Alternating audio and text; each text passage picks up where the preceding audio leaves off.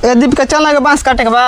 हमारे भी लाड़ था मैं तोर जो बगीचे में काट। अरे चल ना, डर लगा था अकेले। ए बही छीना रहते हमार दोस्त तोड़ा तोरा के कौन बोल दी रे? चलता तनी चल चल।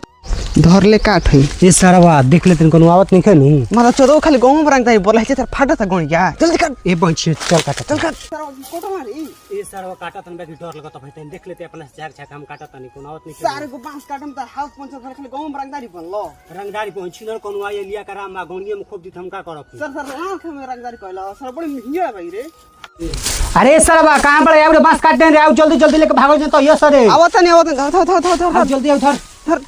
होने का खींचे तर है ना खींचे। सारा हाली हाली काटना तो कोनो आजी तो फिर दिक्कत हो जाई। सब डराते रे का है रे? ते रंगदार इसका इस रे रंगदार का नाम ला रंगदार करा जो तेरा गणिये में लौड़िया करिए सुन तब तारा बुझाई। चल साथ मोग बढ़ते धर जड़िया ठोर धर होने लगा देते हम।